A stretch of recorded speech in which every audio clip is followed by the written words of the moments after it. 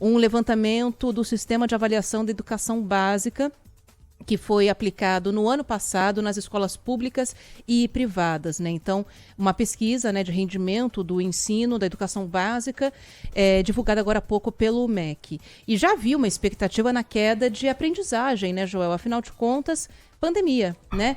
E a preocupação era a gente ver o tamanho desse buraco no qual a gente se enfiou, no qual a nossa educação foi parar. E o percentual de crianças do segundo ano que não sabem nem ler nem escrever palavras isoladas mais do que dobrou nessa pandemia, segundo o INEP. De cada 10 alunos de 7 anos, mais de 3 não estão alfabetizados. Presta atenção nisso. De cada 10, 3 não estão alfabetizados. A gente está falando de crianças de 7 anos. Mais ou menos a idade do seu filho. É um pouquinho mais velhos que o Joelzinho.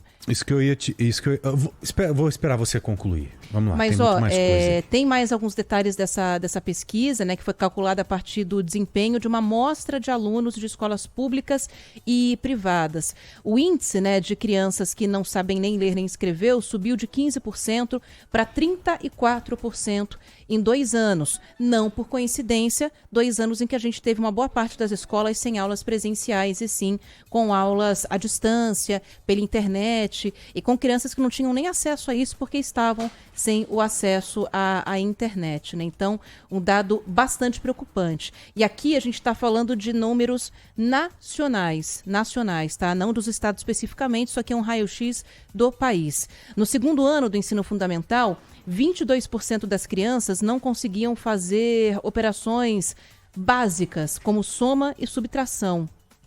Eram 16% antes da pandemia. Esse número subiu para 22% nesse último levantamento que foi divulgado. E como você disse, isso é muito mais grave nos colégios públicos, muito mais. Então, se antes da pandemia, historicamente falando, nós já tínhamos um problema grande na concorrência do aluno do colégio público com o aluno do colégio particular, imagine como é que fica isso daqui para frente. O Joelzinho fez 6 anos agora há pouco, totalmente alfabetizado, sabe ler e escrever e vai muito além disso. Agora imagine uma criança de 7 anos, gente, não saber ler e escrever. Qual que é o que é grave ou gravíssimo nisso? É que a lacuna que a gente está criando para essa criança é uma lacuna irreparável. O que ela deveria aprender nessa fase, ela não vai aprender e dificilmente aprenderá da forma que deveria aprender e compreender determinados assuntos. Você se lembra? Nós entrevistamos vários professores aqui e o professor sabe muito bem que o aprendizado ele é destinado para as crianças de acordo com a faixa etária, porque o cérebro ele é preparado em determinada fase para receber aquilo, para receber aquela informação, para receber aquela educação diferenciada. Então é impossível você querer ou projetar uma competição saudável para uma criança como essa no futuro, quando for adolescente, adulto, sem ao mesmo tempo ter condição de oferecer o básico para ela. Eu me lembro bem outra coisa gravíssima que nós ouvimos na pandemia, que há crianças que desaprenderam e que vão precisarão de pelo menos 11 anos para recuperar o tempo perdido. Gente, imagine só o que é que nós teremos no futuro em relação a isso. Agora, será que é só dar a notícia? Será que é só mostrar o levantamento que foi feito? Porque nós já sabíamos meio disso aí. Só faltavam os números, né? Uma coisa é você fazer o raio-x, fazer o levantamento. Outra coisa é, através dele, você criar uma política pública ferrada mesmo, a ponto de tentar recuperar ou amenizar isso aí. É para isso que as pesquisas são feitas, né? Então, o que a gente espera é que, a partir daí, esses dados sejam levados em consideração para isso. E nesse momento que a gente está vivendo, a gente está com a faca e o queijo na mão.